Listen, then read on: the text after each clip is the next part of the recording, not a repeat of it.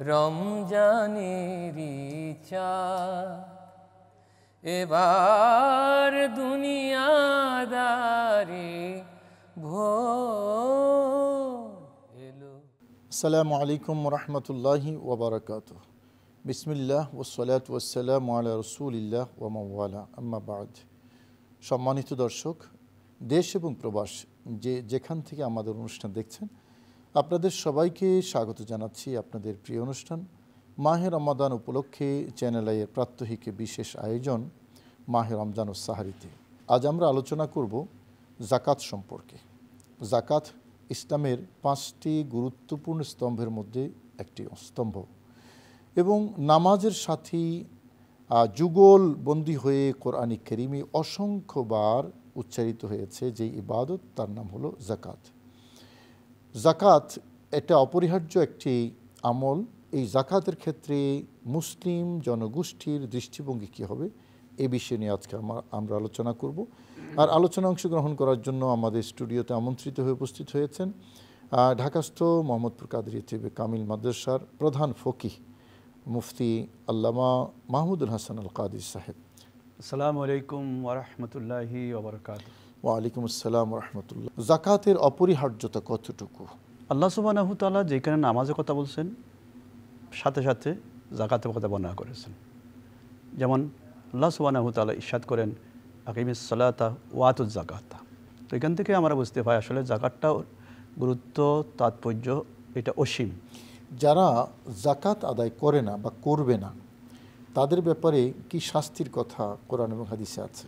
পবিত্র কোরআনের মধ্যে আল্লাহ সুবহানাহু ওয়া তাআলা ইরশাদ করেছেন যে অবাশশিরুহু বিআযাবিন আলিম, তাদের জন্য কঠিন শাস্তির জন্য অপেক্ষা করো তোমরা, সুসংবাদ রয়েছে।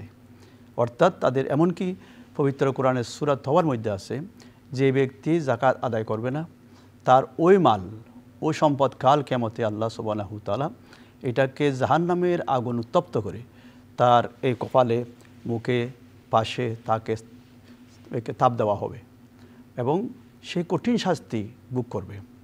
বুখারী শরীফের হাদিসের মধ্যে রাসূলুল্লাহ সাল্লাল্লাহু তাআলা আলাইহি ওয়াসাল্লাম ইরশাদ করেন, যে ব্যক্তি যাকাত আদায় করে না, ওই সম্পদ, ওই মাল কাল কিয়ামতে এটা বিষধর সাপ হবে, যে সাপের উপরিভাগে চোখের উপর কালো হবে এবং খুব সে ফানা নিয়ে তার কাছে আসবে এবং রাইতের মধ্যে আছে তাকে তার গলার মধ্যে বেরি হিসেবে এটা শিকলের মতো এটা উঠে তো, এবং বলবে এটা যে আনা মালুকা আনা কনজুকা, অর্থাৎ আমি তোমার সেই মাল, দুনিয়াতে তুমি যেই মালে যাকাত আদায় করো না, আজকে সেই মাল তোমার কাছে।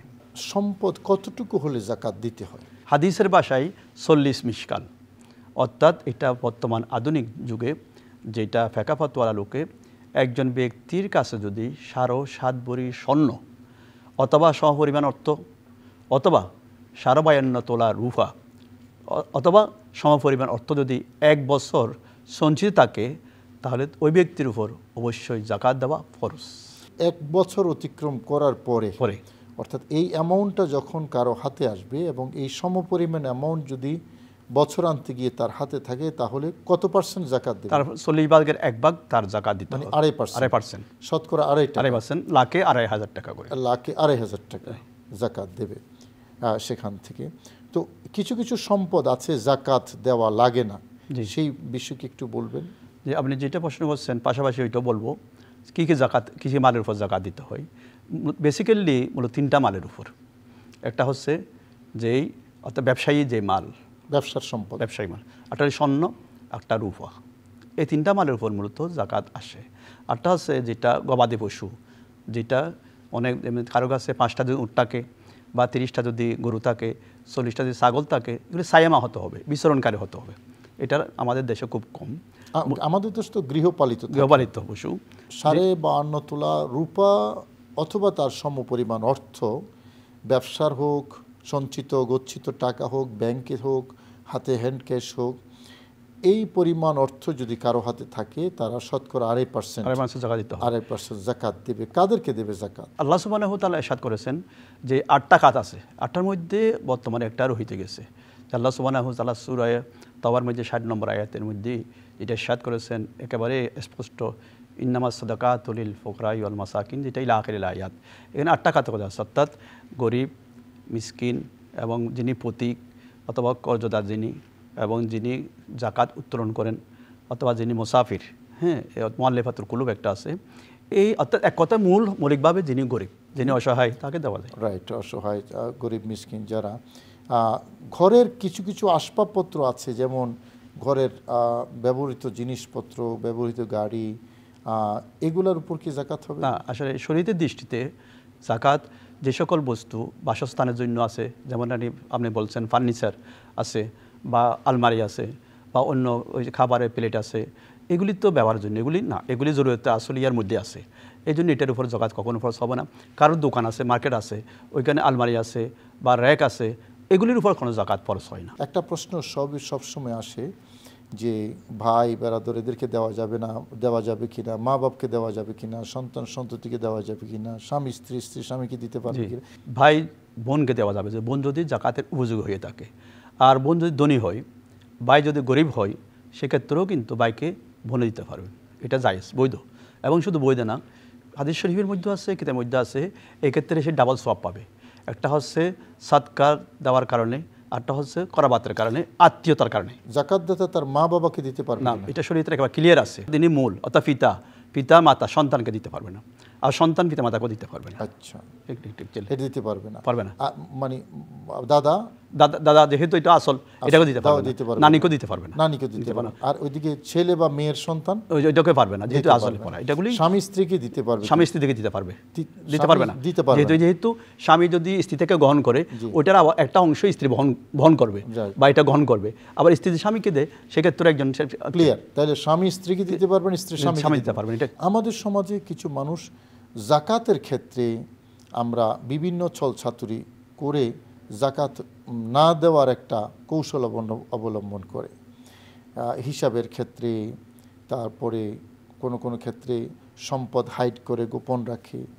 তো এক্ষেত্রে আপনি যেটা বলেছেন যে তাকে কি বেড়ি দেওয়া হবে, একটা আজদাহার সাফের মতো। তো দুনিয়ার মধ্যে তার শাস্তিটা কি হবে? সম্পদ এই যে ভয় করে যে আমি আড়াই লাখ টাকা 1 কোটিতে দিয়ে দিলাম, তো 2.5 লাখ টাকা কমে গেল, তো এই যে তার সম্পদটা কি বাড়বে না কমবে আসলে যারা জাকাত দিচ্ছে না? ফরজ বিধানের ক্ষেত্রে কোনো ধরনের ছলচাতুরি করার সুযোগ নেই, কারণ যিনি মাল দিয়েছেন, যিনি টাকা পয়সা দিয়েছেন, অর্থ দিয়েছেন, তিনি তো আমাদের লা ইলাহা ইল্লাল্লাহ আল্লাহ সুবহানাহু ওয়া তাআলা। আল্লাহ সুবহানাহু সব জানেন, তোমার অন্তরে কি আছে এটাও আল্লাহ জানেন, কল্পনাতে কি আছে জানেন। কেউ যদি ছলচাতুরি করে বা কম দেয়, হ্যাঁ, যতটুক জাকাত তার উপর ফরজ হয়েছে তার চেয়ে কিছু কমিয়ে দিয়েছে, কিন্তু রাসূলুল্লাহ সাল্লাল্লাহু আলাইহি ওয়াসাল্লাম ইরশাদ করেছেন, যে ব্যক্তি সঠিকভাবে জাকাত আদায় করে না, অবশ্যই তার সম্পদ ধ্বংস হয়ে যাবে। আপনাকে ধন্যবাদ। সুধী দর্শক, জাকাতের মৌলিক কিছু আলোচনা আজকে আমরা শুনেছি। একটা মেসেজ শুধু দেওয়া যে জাকাত এটা আল্লাহর অপরিহার্য বিধান, এখানে কোনো ধরনের অবহেলা করার কোনো সুযোগ নেই।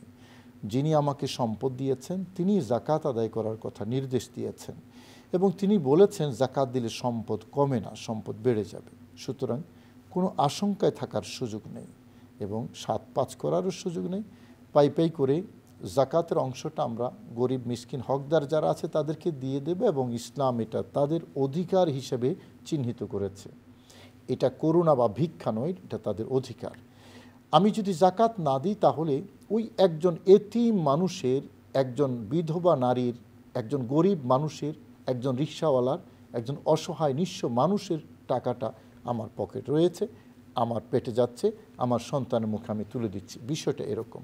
সুতরাং আসুন আমরা আমাদের ইবাদতগুলোকে স্বচ্ছ পরিচ্ছন্ন আল্লাহর দরবারে কবুল করাবার জন্য আমরা সঠিকভাবে জাকাত আদায় করি মাহে রমজানে। আপনাদের সবাইকে ধন্যবাদ জানাচ্ছি এবং ধন্যবাদ জানিয়ে আজকের পর্ব এখানে শেষ করছি। আসসালামু আলাইকুম ওয়া রাহমাতুল্লাহি ওয়া বারাকাতুহু। তুমি তো শাহে মদিনা, তোমাকে সালাম বারে বার।